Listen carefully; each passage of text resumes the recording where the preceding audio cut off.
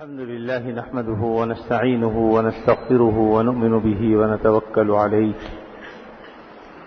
ونعوذ بالله من شرور أنفسنا ومن سيئات أعمالنا من يهده الله فلا مضل له ومن يضلله فلا هادي له وأشهد أن لا إله إلا الله وحده لا شريك له وأشهد أن سيدنا وسندنا ونبينا ومولانا محمدا عبده ورسوله صلى الله تعالى عليه وعلى آله وأصحابه وبارك وسلم تسليما كثيرا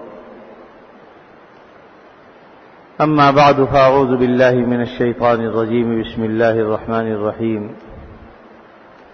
يا أيها الذين آمنوا ادخلوا في السلم كافة ولا تتبعوا خطوات الشيطان إنه لكم عدو مبين وقال رسول الله صلى الله عليه وسلم طلب الحلال فريضة بعد الفريضة أو كما قال صلى الله عليه وسلم صدق الله مولانا العظيم وصدق رسوله النبي الكريم ونحن على ذلك من الشاهدين والشاكرين والحمد لله رب العالمين۔ حاضرین محترم، قرآن مجید کی ایک آیت کی تلاوت کی ہے میں نے اور ایک حدیث سے مبارکہ آپ کے سامنے پڑھی ہے۔ دعا فرمائیے اللہ تعالیٰ بات کو صحیح طریقے پر کہنے کی، سننے کی، سمجھنے کی اور اس پر عمل کرنے کی ہمیں توفیق عطا فرمائے۔ آیت مبارکہ کا مفہوم تو یہ ہے کہ اے ایمان والو، دین میں پورے کے پورے داخل ہو جاؤ۔ پورے کے پورے داخل ہونے کا مطلب یہ ہے کہ جس عمل پر، جس حکم پر تمہیں عمل آسان لگے وہ تو کر گزرتے ہو، اور جو تھوڑا مشکل لگے یا اپنے نفس کے خلاف معلوم ہو اس کو چھوڑ دیتے ہو۔ تو یہ دین میں پورا داخل ہونا نہیں ہے، بلکہ دین میں پورا داخل ہونے کا مطلب یہ ہے کہ کوئی حکم ہمیں اچھا لگے یا نہ لگے، ہر حال میں اس کی پیروی کی جائے، ہمارے نفس کے خلاف ہو تب بھی اور موافق ہو تب بھی۔ ادخلوا فی السلم کافہ، دین میں پورے کے پورے داخل ہو جاؤ۔ ولا تتبعوا خطوات الشیطان، اور شیطان کی پیروی نہ کرو۔ اس سے یہ پتہ چلا کہ جو حکم خدا کا ہے اگر اس کی خلاف ورزی انسان کرے گا تو یقیناً ایسی صورت میں پھر شیطان کی پیروی ہوگی۔ انہ لکم عدو مبین، کیونکہ وہ تمہارا کھلم کھلا دشمن۔ قرآن مجید میں مختلف مقامات پر اللہ رب العزت نے شیطان کی اس دشمنی کا اعلان فرمایا ہے جو انسان کے ساتھ وہ کرتا ہے، بلکہ بعض جگہوں پر تو آپ نے فرمایا کہ ان الشیطان لکم عدو فاتخذوه عدوا، کہ شیطان تمہارا دشمن ہے، تم بھی اسے دشمن بناؤ۔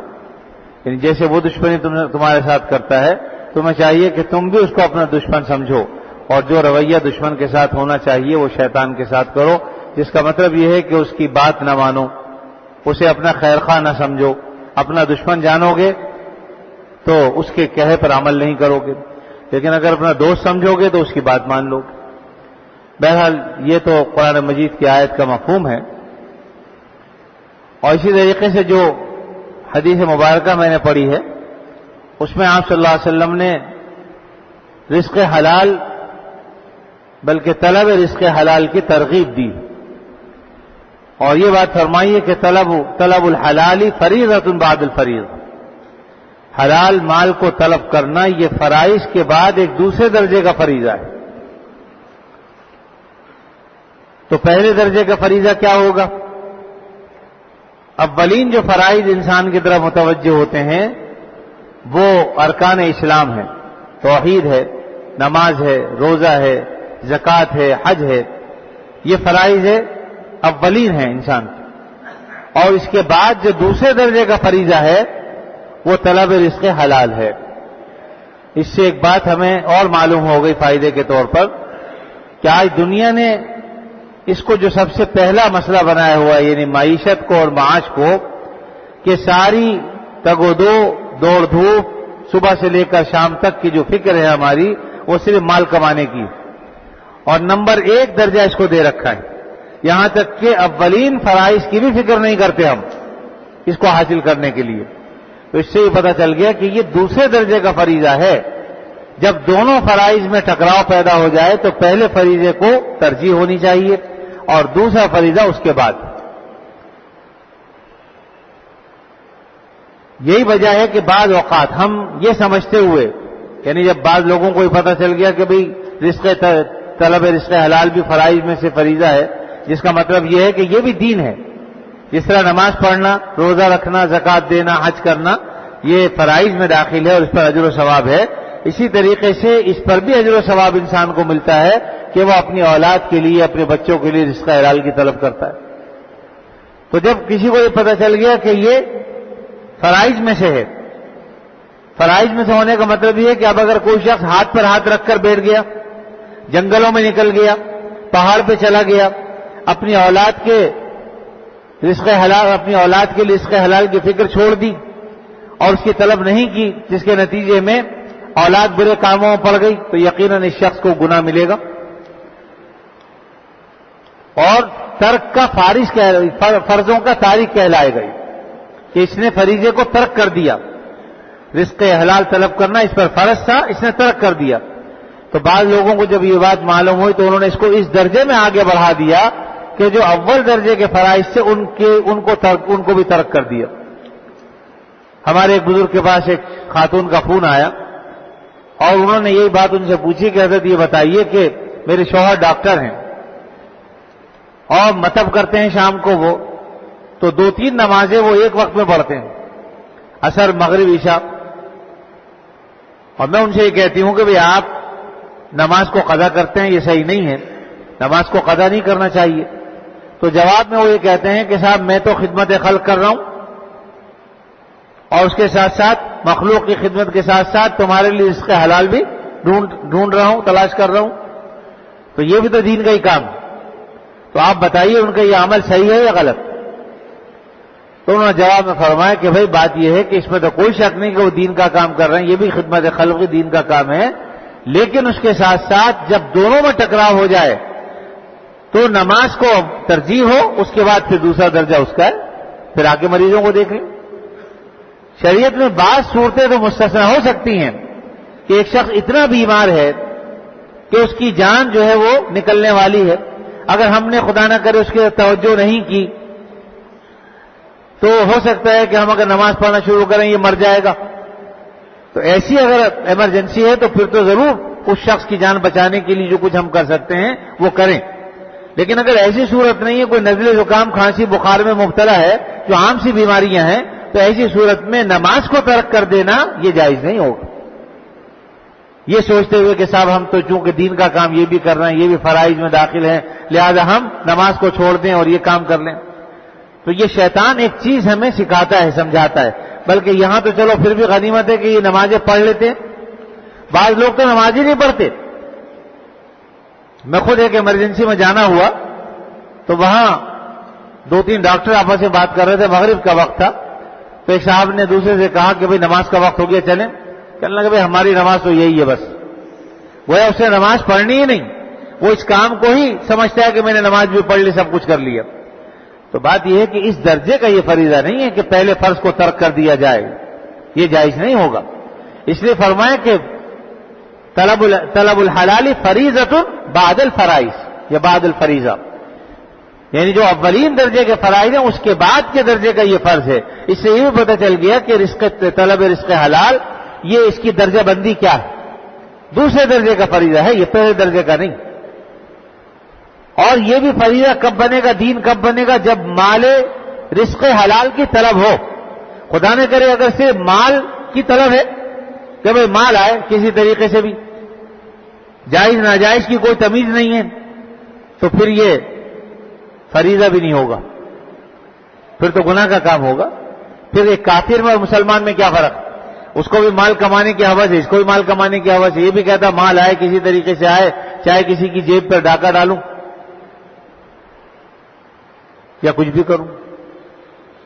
ایک شخص نے کل مجھے کہا، بیچارہ پریشان تھا کہ میرے پاس ٹیلی فون آ رہے ہیں اور اس نے پیسہ مانگ رہا ہے کہ اتنا پیسہ فلاں وقت تک دے دو، اگر نہیں دیا تو مجھے سب کچھ پتا ہے، اور اس نے سب پورے گھر کا نقشہ اور پورے گھر والوں کی آمد و رفت یہ سب چیزیں بتا دی، اور آخر میں کیا یہ رہا کہ مجھے گناہ سے بچاؤ، میں چاہتا ہوں گناہ کی زندگی چھوڑ دوں۔ نہیں، عجیب حال ہیں لوگوں کے کہ گناہ چھوڑنے کے لیے بھی گناہ کا کام کریں گے۔ میں چاہتا ہوں کراچی سے نکل جاؤں، چلا جاؤں، اس مال سے پھر میں کوئی حلال طیب کام کروں۔ تعجب ہوتا ہے کہ ایک طرف تو تقوی طہارت کا ایسا اظہار کیا جاتا ہے کہ صاحب ان سے بڑا کوئی متقی کوئی نہیں، اور دوسری طرف کسی کے گلے پر چھری پھیر رہے ہیں، کسی کی جیب پر ڈاکہ ڈال رہے ہیں، یہ کوئی گناہ کا کام ہی نہیں سمجھا جا رہا۔ تو اصل بات یہ کہ اپنی طرف سے ہم نے کچھ چیزوں کو سوچ لیا ہے کہ یہ صحیح ہے، یہ غلط ہے، بس، اور اس کے مطابق عمل کیے چلے جا رہے ہیں۔ تو میرے عزیز و بات یہ ہے کہ ہمیں ہمارے بزرگوں نے جو دین کی تشریح کی ہے قرآن و حدیث کی روشنی میں، اس کو سمجھنا چاہیے، پھر اس کے مطابق عمل کرنا چاہیے۔ تو بے شک ڈاکٹر خدمت خلق انجام دے رہا ہے، لیکن اس کا یہ مطلب نہیں ہے کہ اس خدمت خلق میں ہم نمازوں کو ترک کر دیں، چھوڑ دیں۔ نماز کا وقت آ جائے، نماز پڑھ لیجئے، پھر خدمت خلق میں مشغول ہو جائیں، کوئی ممانعت نہیں۔ اور بعض لوگ تو چھوٹے چھوٹے کاموں میں، شادی بیاہ ہے، شادی میں شرکت کرنی، اس کی تیاری کرنی ہے، خالی غسل کرنا ہے، کپڑے تبدیل کرنے ہیں، اور جانا بھی رات کو 11-12 بجے، لیکن 9 بجے نماز چھوڑ دیں گے، نماز نہیں پڑھیں گے، مشغول ہے، کام میں مشغول ہیں جی بہت۔ تو اس کو اتنی اہمیت دی جاتی ہے، اور جو فریضہ درجہ اول کا ہے اس کو ہم ترک کر دیتے ہیں۔ تو بہرحال یہ فرمائیں کہ طلب رزق حلال اگر ہے تو یہ یقیناً یہ فرائض میں سے ایک فریضہ ہے، لیکن دوسرے درجے کا فریضہ ہے۔ جب دونوں فرائض ٹکرائیں تو پہلے فریضے کو ترجیح ہونی چاہیے۔ اور اس کو دیکھیے عبداللہ بن مبارک رحمۃ اللہ علیہ ایک بڑے محدث تھے، فقیہ تھے، صوفی تھے۔ ان کے بارے میں آتا ہے جب ان کا انتقال ہوا کہ شخص نے ان کو خواب میں دیکھا، تو ان سے پوچھا کہ حضرت کیا حال ہے، اللہ نے کیا معاملہ فرمایا؟ تو کہا کہ اللہ نے بڑے کرم کا معاملہ فرمایا، بڑی نوازشیں فرمائی، اور اپنے فضل و کرم سے اللہ نے مغفرت فرما دی، لیکن ساتھ میں فرمایا کہ ہمارے گھر کے سامنے جو لوہار رہتا تھا، اس لوہار کا معاملہ ہم سے بھی زیادہ اچھا ہوا۔ تو جن صاحب نے خواب دیکھا تھا انہیں بڑی فکر ہوئی کہ عبداللہ بن مبارک اتنے بڑے امام، اتنے بڑے محدث، لیکن اس کے مقابلے میں ایک عام لوہار جو ہے اس کو اللہ نے ان سے بھی بڑا درجہ دیا ہے، تو کیا وجہ ہے، دیکھیں تو صحیح معلوم کریں۔ ان کے گھر گیا اور اس کی بیوی سے معلومات کی کہ تمہارے شوہر کا کیا ایسا عمل تھا جس کی وجہ سے اللہ نے ان کو ایسا مقام نصیب کیا۔ تو انہوں نے پہلے تو پوچھا تھا کہ تمہارے شوہر کہاں ہیں، تو بتایا کہ ان کا تو انتقال ہو چکا، اور دوسرے درجے میں جب یہ بات پوچھی تو انہوں نے کہا بات یہ ہے کہ ہمارے گھر کے سامنے عبداللہ بن مبارک رحمۃ اللہ علیہ رہا کرتے تھے، اور اللہ تعالیٰ نے ان سے دین کا بڑا کام لیا۔ رات کو جب وہ تہجد میں مشغول ہوتے تھے، اپنی چھت پر کھڑے ہو کر نیت باندھتے تھے، تو وہ اس طرح سے نماز پڑھا کرتے تھے جیسے کسی نے کوئی لکڑی گاڑ دی ہو، یعنی حرکت بھی نہیں کرتے تھے، ایسے اعلیٰ درجے کی، عمدہ درجے کی نماز پڑھا کرتے تھے۔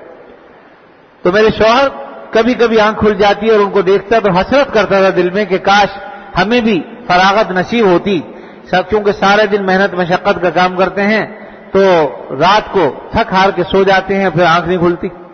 اگر ہمیں بھی فراغت ہوتی تو ہم بھی اس طرح تہجد پڑھتے جیسے کہ عبداللہ بن مبارک رحمۃ اللہ علیہ پڑھا کرتے ہیں۔ تو انہوں نے کہا کہ بس یہی وہ حسرت ہے، اصل میں یہی وہ حسرت ہے جس نے اس لوہار کو تہجد گزاروں سے بھی آگے بڑھا دیا، کیونکہ اس کو ایک ایسے کام کی حسرت تھی کہ جو وہ کرنا چاہتا تھا، لیکن محنت و مشقت اور مزدوری کرنے کی وجہ سے سارے دن اس کو فرصت نہیں ملتی تھی، چونکہ نفل نماز سے اس لیے گناہ تو اس پر نہیں تھا، لیکن اس کی حسرت اس کے دل میں ضرور تھی۔ تو جب حسرت و تمنا تھی، اللہ تعالیٰ نے گویا اس حسرت و تمنا کو اصل کا مقام دے دیا، قائم مقام ہو گئی اس کے، گویا یہ بھی ان تہجد گزاروں میں شامل ہو گیا جو تہجد پڑھا کرتے۔ اللہ نے اس حسرت کی وجہ سے اسے وہ مقام عطا فرمایا۔ اور دوسری بات اس نے کہی کہ دوسری بات یہ ہے کہ میرا میاں سارا دن لوہا کوٹتا تھا، اور لوہا کوٹنے میں انسان کو ہتھوڑا سر سے اوپر اٹھانا پڑتا ہے۔ فرمایا کہ جب اذان کی آواز آ جاتی تھی تو اپنا ہتھوڑا کبھی اس لوہے پر نہیں مارتے تھے، بلکہ اگر ہتھوڑا اوپر اٹھا ہوا تو اس کو پیچھے چھوڑ دیا کرتے تھے، آگے نہیں لاتے تھے کہ اب اذان ہو گئی، اب اس کے بعد میرے لیے جائز نہیں ہے کہ میں اس ہتھوڑے سے کام لوں، لہذا اس کو پیچھے ہی کی طرف پھینک دیا کرتا تھا۔ یعنی یہ اول درجے کے فرائض کا ان کے ذہنوں میں اثر تھا کہ پہلے درجے کا فریضہ جب اس میں متوجہ ہو تو فوراً سے ترک کر دے دوسرے درجے کے فریضے۔ تو حالانکہ یہ بھی رزق حلال کمانے کی فکر میں جستجو میں رہے، لیکن جب پہلے درجے کا فریضہ متوجہ ہوا تو دوسرے درجے کے فریضے کو انہوں نے ترک کر دیا، اس کی مثال۔ تو اصل حقیقت یہی ہے کہ ہمارے لیے یہ فکر پیدا ہو جائے کہ کب ہمیں کیا کام کرنا ہے اور اس کو صحیح طریقے پر انجام دے لیں۔ تو ہمارے بعض لوگ فرماتے ہیں کہ چاہے کوئی شخص ایک نفلی نماز بھی نہ پڑھے ساری زندگی، لیکن اگر اس نے حلال کو حلال سمجھا، حرام کو حرام سمجھا اور اپنے آپ کو حرام سے بچا کر قبر کے اندر لے گیا، اپنی اولاد کو حرام مال سے بچا لیا، تو انشاءاللہ سیدھا جنت میں جائے گا۔ اور اس کے مقابلے میں ایک شخص حلال بھی کما رہا ہے حرام بھی، یعنی اس فکر میں نہیں ہے کہ حرام سے بچے، حلال حرام دونوں مکس چل رہے ہیں، تہجد بھی پڑھ رہا ہے، نفلیں بھی پڑھ رہا ہے، اشراق اور چاش بھی پڑھ رہا ہے۔ فرمایا کہ یہ تہجد اور اشراق اور یہ چاش اسے عذاب سے نجات نہیں دلا سکے گی۔ اللہ تعالیٰ اپنا فضل فرما دیں تو یہ ایک الگ بات ہے، لیکن جس طریقے سے آدمی بے فکری کے ساتھ زندگی گزار رہا ہے تو یقیناً اس کو پھر نفلیں عذاب سے نجات نہیں دلا سکتے۔ اس سے یہ پتہ چلا کہ محنت و مشقت کرنا یہ انبیاء کرام کی سنت ہے، اور دوسرا یہ کہ ہاتھ پہ ہاتھ رکھ کر بیٹھ جانا یہ فرائض کو ترک کر دینے والی بات ہے۔ اس لیے اللہ رب العزت کو یہ بات پسند نہیں ہے کہ ایک آدمی ہاتھ پہ ہاتھ رکھ کے بیٹھ جائے، کیونکہ یہ رہبانیت ہے اور اسلام میں رہبانیت نہیں ہے۔ عیسائیوں کے ہاں یہ رہبانیت ہے کہ بھئی کوئی کام نہیں کرنا، حتیٰ کہ اپنے جو ذاتی نفس کے حقوق ہیں ان کے لیے بھی تقدر نہیں کرنا، بلکہ پہاڑوں پہ جنگلوں میں جا کے بیٹھ جائیں۔ شریعت نے ہمارے یہ نہیں سکھایا، ہماری شریعت نے بتایا کہ تم پر تمہارے جسم کا بھی حق ہے، آنکھ کا بھی حق ہے، ہاتھ کا بھی حق ہے، پورے جسم اور وجود کا حق ہے، مہمانوں کے حقوق ہیں، پڑوسیوں کے حقوق ہیں، بیوی بچوں کے حقوق ہیں، ان کی ادائیگی میں اگر تم لگتے ہو تو یہ بھی تمہارا دین ہی ہے۔ رہبانیت سے منع کیا۔ اور خود انبیاء علیہ السلام محنت کرتے تھے، مشقت کرتے تھے۔ بعض انبیاء علیہ السلام درزی کا کام کرتے تھے، بعض انبیاء کرام بکریاں چراتے تھے، خود نبی کریم صلی اللہ علیہ وسلم نے بکریاں چرائیں۔ چنانچہ ایک حدیث میں آتا ہے، آپ نے فرمایا کہ حجیات کے علاقے میں میں بکریاں چرایا کرتا تھا۔ آپ نے تجارت بھی کی، حضرت خدیجہ رضی اللہ تعالیٰ عنہ کا مال 2 مرتبہ آپ ملک شام لے کر گئے تجارت کی غرض سے۔ اسی طریقے سے آپ نے مزدوری بھی کی اور زراعت بھی کی۔ مقام جرف میں آپ صلی اللہ علیہ وسلم نے، مدینہ منورہ کے قریب یہ جگہ ہے، وہاں آپ زراعت فرمایا کرتے تھے، کیا کرتے تھے۔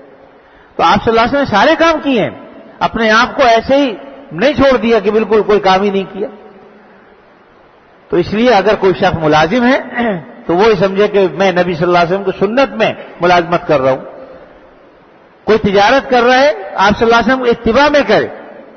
کوئی زراعت کر رہا ہے، آپ صلی اللہ علیہ وسلم کی اتباع میں کرے، کہ نیت کر لے کہ آپ نے بھی زراعت کی ہے لہذا میں بھی۔ تو انشاءاللہ یہ جو دنیا کے کام بظاہر ہیں یہ سارے کے سارے دین کے کام بن جائیں۔ بہرحال اس میں 2 باتیں ہو گئیں، ایک تو یہ کہ آدمی رزق حلال کی طلب ہو، ہاتھ پہ ہاتھ رکھ کر نہ بیٹھ جائے، اور آخرت کی فکر ہو، اپنے مال میں حرام مال کی آمیزش سے بچے۔ اب یہاں ایک بات یہ سمجھیے کہ بعض چیزیں تو وہ ہیں جو حرام ہیں، جن کو سب لوگ جانتے ہیں۔ رشوت کے بارے میں ہر آدمی جانتا ہے، لینا دینا سب ناجائز اور حرام ہے، جانتے۔ سود کے بارے میں جانتے ہیں کہ حرام ہے، اور بھی اس طرح کے بعض ایسے کام ہیں، چوری ہے، ڈاکہ ہے، ہر آدمی جانتا ہے کہ حرام۔ بعض وہ کام ہیں کہ جو ہم کر رہے ہیں اور اس میں حلال کے ساتھ حرام کی آمیزش ہو جاتی ہے، لیکن ہمیں پتہ ہی نہیں چلتا۔ ہماری ملازمت 8 گھنٹے کی ہے اور ہم اس میں 6 گھنٹے کام کر رہے ہیں، 2 گھنٹے جو ہیں وہ چوری کر رہے ہیں۔ تو یہ 2 گھنٹے کی جو تنخواہ یہ حرام ہے، جو ہمارے حلال مال کے اندر شامل ہو کر ہمارے اولاد کو، ہمارے بچوں کے پیٹ میں وہ حرام مال بھی جا رہا ہے ساتھ۔ اسی طریقے سے دوسرے بہت سے کام ہیں کہ خاموشی کے ساتھ ہم نے مال بیچ رہے ہیں، تجارت کر رہے ہیں، لیکن جھوٹ بول رہے ہیں، جھوٹ بول کر اپنے مال کو اپنا حرام کر رہے ہیں۔ اس طرح کے بہت سارے کام ہیں کہ جو بے فکری کی وجہ سے محض ہم اس کو ہمارا حلال مال بھی حرام مال میں حرام مال شامل ہو جاتا ہے حلال میں۔ اور فرمایا کہ جب حلال میں حرام شامل ہو جائے تو بعض اوقات اس حلال مال کی تباہی کا ذریعہ بن جاتا ہے۔ اس لیے اصل میں اس فکر کو پیدا کرنے کی ضرورت ہے کہ حرام مال سے ہم بچیں، ہم اپنی اولاد کو بچائیں، کوشش کریں۔ آج کتنی چیزیں ایسی ہیں جو ہمارے یہاں یعنی شیر مادہ سمجھ کر ہم اس کو ہضم کر لیتے ہیں. اکانومی کلاس کا ٹکٹ ہے لیکن فرسٹ کلاس میں جا کے بیٹھ گئے اور پھر بڑے فخر سے بیان کرتے ہیں کہ صاحب مجھے تو فلاں نے جو ہے وہ بٹھا دیا لہٰذا میں تو اس میں فلاں کلاس میں بیٹھ کے گیا. اگر تو ادارے کی پالیسی ہو وہ تو ایک الگ بات ہے. بعض اوقات یعنی ایک وقت ایسا ہوتا تھا کہ حج کے زمانے میں سیٹ نمبر نہیں ہوتا تھا بلکہ جہاز میں جہاں بھی بیٹھ جاؤ اوپر نیچے جہاں بھی جگہ ہو تو بعض لوگوں کو نیچے کی سیٹ دے بعض کو اوپر کی دے دیا کرتے. وہ ایک الگ چیز کہ ادارے کی پالیسی ہے. لیکن بعض لوگ جو ہیں وہ اپنے طور پر اپنے تعلقات کی بنا پر یہ کام کرتے ہیں وہ ان کے لیے جائز نہیں. تھانوی رحمۃ اللہ علیہ ایک مرتبہ جب ٹرین سے سفر فرما رہے تھے تو اپنا سامان تلوانے کے لیے جب گئے تو وہاں سامنے گارڈ کھڑا تھا. وہ جانتا تھا سے کہا کہ آپ کسی تشریف لائے تو کہا کہ بھئی اپنا سامان تلوانا ہے. کہا کہ آپ اس کی فکر نہ کریں میں گارڈ ہوں اس ٹرین میں آپ کے ساتھ ہوں آپ کو کوئی کچھ نہیں کہے گا آپ سامان رکھ دیں. کہا کہ بھئی تم کہاں تک جا رہے ہو. کہا میں فلاں اسٹیشن تک جا رہا ہوں. کہ میں تو اس سے بھی آگے جاؤں گا وہاں کیا ہوگا کیونکہ وہاں جو گارڈ آئے گا میں اس کو کہہ دوں گا وہ آپ کے سامان کو دیکھ لے گا. کہا کہ پھر اس کے بعد کیا ہوگا. کہا اس کے بعد کیا اس کے بعد آپ تو پہلے اتر جائیں گے. کہا کہ نہیں میں نے تو اس سے بھی آگے جانا ہے. فرمایا کہ اس سے آگے آپ نے کہاں جانا ہے. کہا کہ میں اللہ رب العزت کے پاس جاؤں گا وہاں کون سے گارڈ میرے پاس جائے گا. یہ ریل کا محکمہ جو تمہارے باپ کا نہیں ہے بلکہ تم بھی ملازم ہو. جیسے قواعد و ضوابط ہمارے لیے ہیں وہی ضوابط اور قواعد تمہارے لیے بھی ہیں. لہٰذا تمہیں اس بات کا اختیار نہیں ہے کہ تم جو ہے جس کو چاہو مال جائز چھوڑ دو اس سے ٹکٹ نہ لو بغیر ٹکٹ کے بٹھا دو. یہ تمہیں اختیار نہیں ہے. پھر آپ نے اس کا کرایہ دیا اور جا کے بیٹھ گئے. تو یہ بات اس زمانے میں اتنی مشہور تھی کہ حضرت کے جو متعلقین تھے جب اسٹیشن پہ جایا کرتے تھے لوگ پہچان لیا کرتے تھے کہ یہ فلاں سے تعلق رکھنے والے لوگ ہیں اور پوچھا کرتے تھے کہ تم فلاں جگہ جا رہے ہیں فلاں بزرگ سے ملنے جا رہے ہیں اس درجے میں. اور حضرت فرمایا کرتے تھے کہ اگر کوئی آدمی ذکر و اذکار میں کمی کرتا ہے کوتاہی کرتا ہے تو میں اس کو یعنی دکھ تو ہوتا ہے اس پر کہ ذکر و اذکار نہیں کر رہا لیکن بتا دیا جاتا ہے کہ اس میں غفلت نہ کرو پڑھتے رہو. لیکن اگر کوئی آدمی معاملے میں گڑبڑ کرتا ہے حلال و حرام میں گڑبڑ کرتا ہے فرمایا کہ ایسے شخص سے مجھے نفرت ہو جاتی. حلال و حرام کی فکر نہ کرنا یہ بہت پرلے درجے کی برائی ہے اور فرمایا کہ ایسے شخص سے مجھے نفرت ہو جاتی ہے. حضرت کے پاس ان کے ایک خلیفہ تشریف لائے. ایک بچہ ان کے ساتھ تھا تو پوچھا کہ بھئی ٹرین سے آئے ہو. کہا کہ ہاں. کہ ٹرین میں اس بچے کا ٹکٹ پورا لیا تھا آدھا لیا تھا. اب یہ سوالات کہاں ہوتے ہیں خانقاہوں میں. لیکن حضرت فرماتے ہیں ہمارے یہاں تو انسان بنائے جاتے ہیں فکر آخرت پیدا کی جاتی ہے. یہ اصل چیز ہے. اگر فکر آخرت ہی پیدا نہ ہو خالی سبحان اللہ الحمدللہ اللہ اکبر پڑھنا ہے تو وہ تو سب پڑھ لیتے ہیں. لیکن فکر آخرت پیدا کی. پوچھا کہ اس بچے کا ٹکٹ پورا لیا تھا آدھا لیا. تو کہا کہ حضرت ٹکٹ تو آدھا لیا. تو کہا تو اس کی عمر کیا ہے. کہا کہ یہ ویسے تو 13 سال کا ہے پر دیکھنے میں 12 سال سے چھوٹا لگتا ہے. تو حضرت نے لاہور پڑھی فرمایا کہ اس کا مطلب ہے تم اس کے اہل نہیں ہو کہ میں تمہیں اجازت دوں لہذا اس سے سلف فرما لی خلاف. تو بات یہ ہے کہ دین اسی کا نام حلال و حرام کی فکر کرنا یہ ضروری ہے. خانقاہوں میں اصل میں اسی چیز کی تربیت دی جاتی ہے کہ مال حرام ہمارے پیٹ میں نہ جائے اس کی فکر کریں. اب ہمارے ذہن میں یہ بات آتا ہے کہ بعض صوفیاء کرام ہاتھ پہ رکھ کے بیٹھے رہتے ہیں اور وہ توکل کرتے ہیں جو بھی کرتے ہیں لیکن نہ کماتے ہیں نہ کچھ کرتے ہیں. اس کا کیا ہے. تو اس کا جواب بھی ہمارے حضرات نے 2 جواب دیے ہیں. فرمائیں کہ 2 باتیں ہیں. یا تو بعض لوگوں پر خاص کیفیت ہوتی ہے عالم استغراق ہوتا ہے وہ عالم ہوش میں نہیں ہوتے لہذا جو آدمی عالم ہوش میں نہ ہو اس سے مواخذہ نہیں کیا جا سکتا لیکن اس کا عمل قابل تقلید بھی نہیں. یا پھر بات یہ ہے کہ ان میں اعلیٰ درجے کا توکل ہے اتنا اعلیٰ درجے کا توکل کہ وہ بھوکے مر تو سکتے ہیں لیکن کسی کے آگے ہاتھ نہیں پھیلائیں گے. اگر کسی میں اتنا اعلیٰ درجے کا توکل ہے تو یقیناً وہ اپنا سارا مال بھی اللہ کے راستے میں خرچ کر سکتا ہے. تو اس لیے یہ 2 باتیں ہیں. یا تو وہ عالم ان کے اندر ان پر کوئی خاص کیفیت طاری ہے جس کی وجہ سے وہ اس عالم استغراق میں رہتے ہیں لیکن ایسے لوگوں کی اتباع ہمارے لیے ضروری نہیں ہے. ہماری جو پیروی ہے وہ نبی کریم صلی اللہ علیہ وسلم کی ہے کہ آپ صلی اللہ علیہ وسلم نے جو طریقے اختیار کیے ہم ان کو اختیار کریں. تو بہرحال اس کی فکر ہمیں ہر ایک کو ہونی چاہیے. آج اس کی فکر ہم سے دور ہوتی جا رہی ہے. ہم نے صرف مال کمانے ہی کو اپنی زندگی کا مقصد سمجھ لیا ہے. تو میرے عزیزو یہ دوسرے درجے کی چیز ہے. پہلے درجے کی چیز اللہ تعالیٰ کے حکم اور اس کے احکام کی پابندی ہے. دوسرے درجے کی چیز فرائض میں سے یہ فریضہ ہے کہ آدمی رزق حلال کی فکر کرے، اور دونوں فرائض میں جب فرائض ٹکرا جائیں تو پہلے فرائض کو ترجیح دے اور پھر دوسرے درجے کے فریضے کو بھی دیکھتا رہے۔ اللہ تعالیٰ اپنے فضل و کرم سے ہمیں ان باتوں کو سمجھ کر ہمیں توفیق عطا فرمائے کہ ہم اللہ تعالیٰ کے احکامات کو صحیح طریقے پر سمجھیں اور اس کی تکمیل کریں، اور جتنے بھی ایسے کام ہیں جن سے اللہ تعالیٰ ناراض ہوتے ہیں ان سے بچنے کے اللہ تعالیٰ ہم سب کو توفیق عطا فرمائے۔ وآخر دعوانا الحمدللہ رب العالمین۔